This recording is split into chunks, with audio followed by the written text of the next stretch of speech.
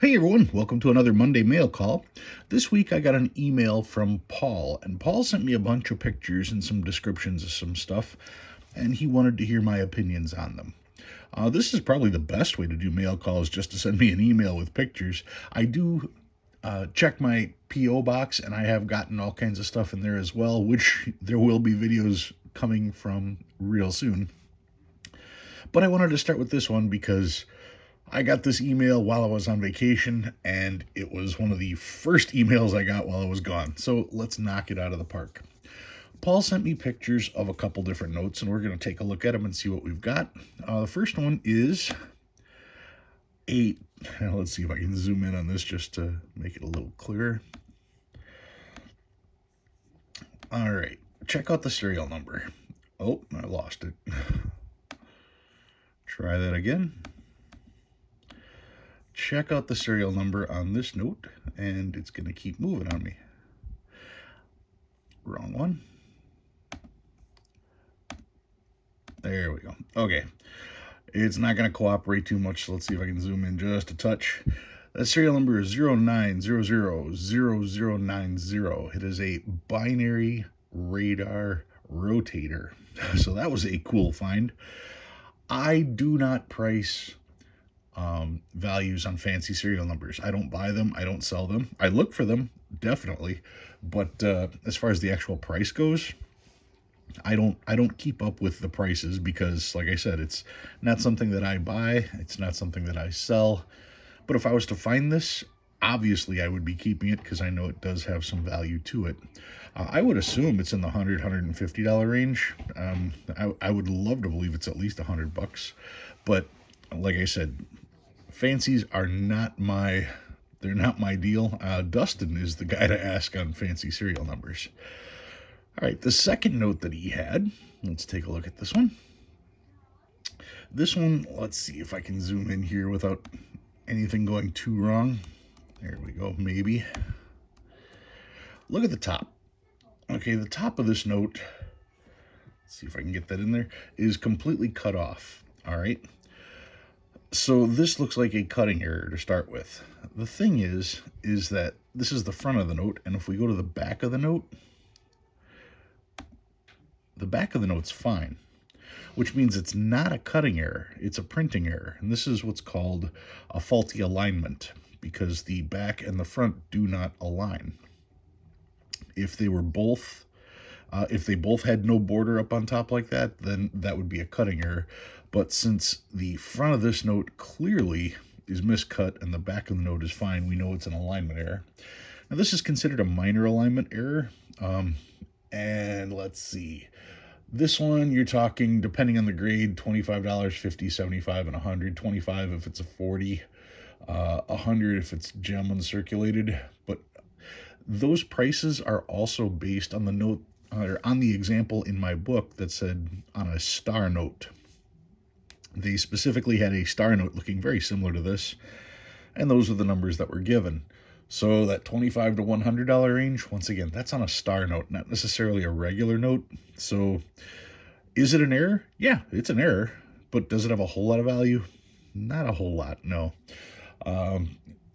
Yeah, I'm keeping it. Yeah, I would be very happy to find one of these. But once again, realistically, we're probably talking in that $20 to $50 range on a note like this. So let's go on to the next one. This was interesting. This note here, let's see if I can zoom in on this one a little bit. Look at this area right here. I don't know if that's going to show, but we'll try. Maybe if I go one more. Yeah. All right. You can see how black the interior of the letters are here. And when we go here, there is definitely missing ink on these. So this is an under inking error. The downside is that if we look here, we can see stains. And so as far as circulation goes, you can see it does have handling all throughout.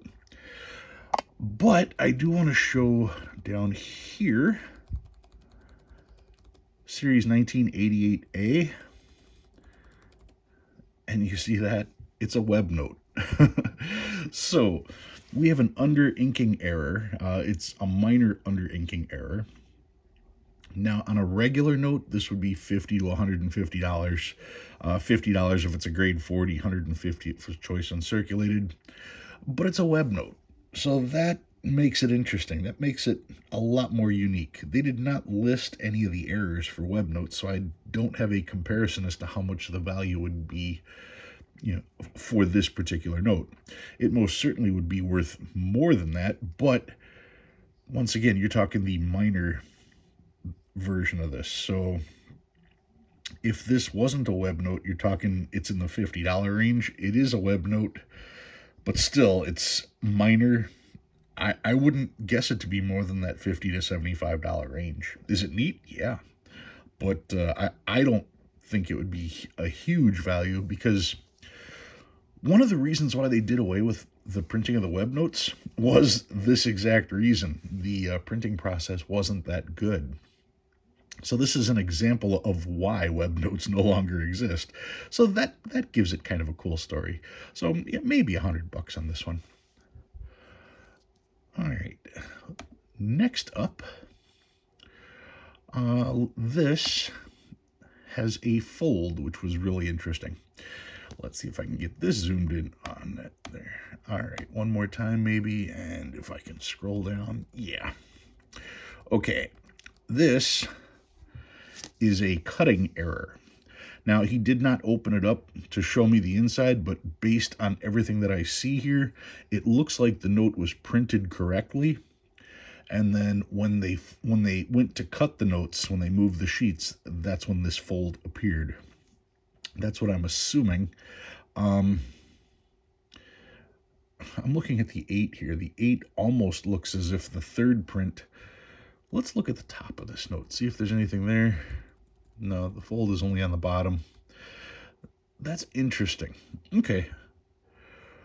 From what I'm seeing here, this fold happened during the third print, because you can see right here, and maybe I can zoom in a little tighter on that. I don't know how far I can zoom in. That's as far as I can zoom in. If we look at that 8, here's the line from the fold, and it is still folded. He did not unfold it. But you can see a portion of the 8 right here on both sides of the fold. So that tells me that this fold happened during the third print, which is the final print. And then actually, if we look over here, we can see that the 8 also is in the second print over here as well. So yeah, this happened during the third print, and that's when the fold happened. Then the note was cut. Let's see here. Then the note was cut. And I don't know, that doesn't explain why there'd be a point out here, does it? That's interesting. I'd have to see the note unfolded to understand exactly what's going on, but the error here was definitely in the third print. I initially put it as a cutting error, but I'm not sure if that's 100% anymore. What do we have it on here on the list? It says 150 to 450 on this particular one, and that's listed as a cutting error. And he asked me if he should store it folded or unfolded.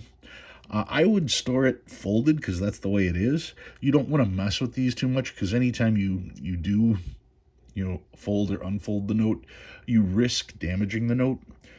So if anything, I would send this into PMG, let them unfold it, and then it would be holdered in a way that you can see everything. So that would be my suggestion on this one. But yeah, looking at this again, that fold definitely happened during the third print. I just can't explain the cutting portion of it. That's kind of odd. But yeah, we're definitely going with the third print cutting error. Or third print printing error. And then, let's see, I think the last part is, number 7. Right? No, that's the back of that one. Number 7, that's this one here. Here we go. He has a $5 bill, and if we zoom in on this one a little bit, and go down here, this is like the opposite of the web note. It has a bunch of over-inking errors on the numbers here. So let's see if I can show that a little better. Yeah, you can see here all the stuff. So it's a slight over inking. With a minor over inking error, is it worth something over face? Yeah, a little bit, but I mean it's not ridiculous, especially the minor version. This you're talking, $25 to $50, somewhere in that range for a minor over inking error like that. So nothing tremendous, but still a good circulation find. And then finally, he's got a couple pictures of, he's got two notes exactly like this.